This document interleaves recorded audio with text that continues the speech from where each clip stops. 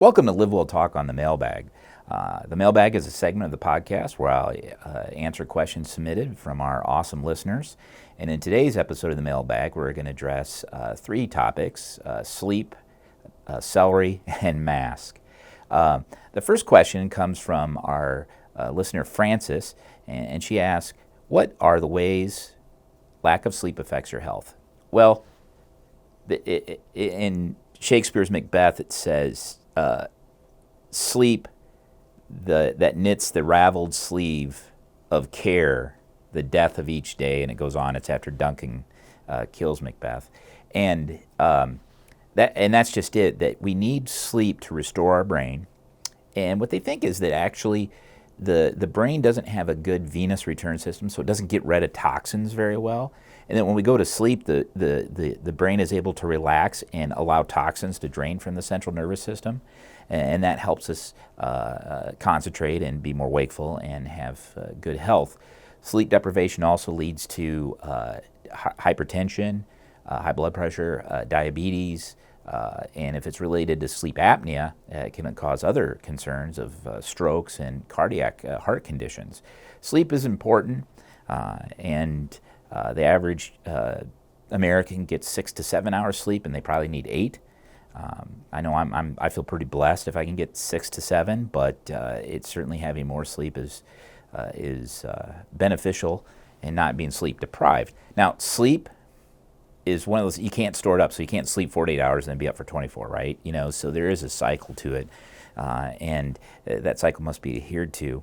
I've been told in the past that it's better to get up at the same time if you stay up late. So get up at your normal time. Sleeping in only upsets that cycle and makes it harder to get back on your routine. And then all of us like the fall back, daylight savings, never the spring forward. So Dr. Ralph Beckett was a pulmonologist here. He's retired, but he used to say, I must really not be getting enough sleep because I'm always so grateful to get that extra hour in the fall. So take that for what it's worth. Our next question is from Jenny. With the masking requirements going away, will I still be protected if I'm the only one wearing a mask, or is masking truly just to protect others? Yes and yes. We know that masking, if you have symptoms, prevents you from spreading droplets in whatever environment or room that you're in.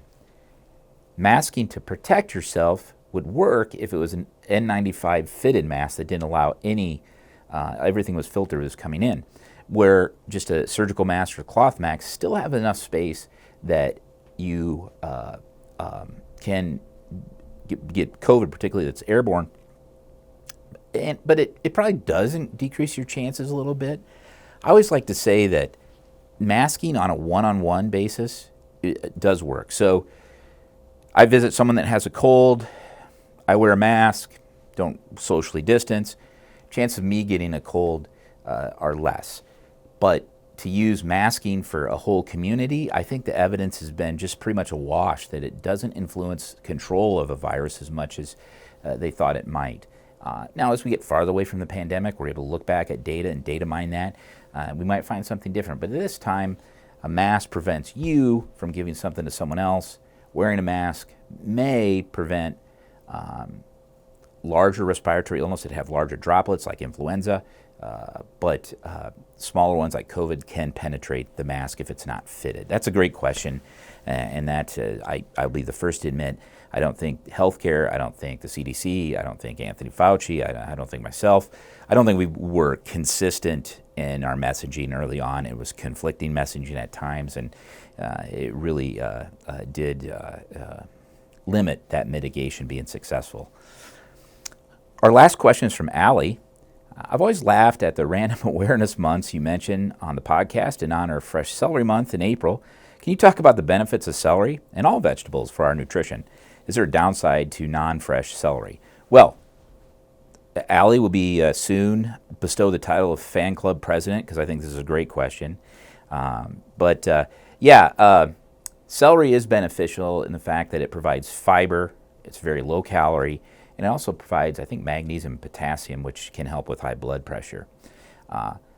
Foods in general Vegetables in general, fruits in general, but vegetables particularly provide fiber, and they're a good source of vitamins that prevent us from having a vitamin deficiency.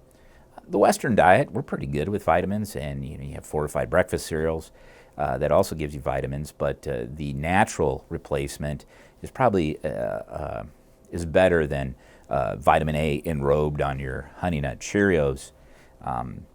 A little trivia, I worked at General Mills right during college, and they made Honey Nut Cheerios here in town, and vitamin A is actually really bitter, but they enrobe it on there, means they spread it like a spray on the Cheerios to make the cereal fortified so they can compete with Kellogg's. Just a little trivia on cereals. The downside, the fresh celery has the vitamins, the fiber. Cooked celery, which I think is kind of gross, those vitamins have been cooked out of it. So that's the downside there. Whoever first put celery into a soup was a very hungry person, because it is ick. Yeah. So that's all for the mailbag today. Great questions. If you'd like to submit a question to the mailbag, go to unitypoint.org/mailbag. Common spelling of mailbag. That's unitypoint.org. MAILBAG. I'll answer topics of COVID-19, various topics that we've had on previous podcasts, and also perhaps new technology, which is coming out all the time. I think next podcast we'll have a little bit more information about the breath test for COVID, and we'll share that with the listeners. Of course, the mailbag is not a substitute for the relationship or the skills of your personal clinician, and if you do have a medical problem, you should discuss that with them. And if it's an emergency, go to the nearest emergency room or dial 911. I look forward to hearing from you, our amazing listeners. Thank you for listening to LiveWell Talk On. If you enjoyed this episode, don't forget to subscribe, and if you want to spread the word, please give us a 5-star review and tell your family, friends, neighbors, strangers about our podcast. We're available on Apple Podcasts, Spotify, Pandora, or wherever you get your podcast. Until next time, be well.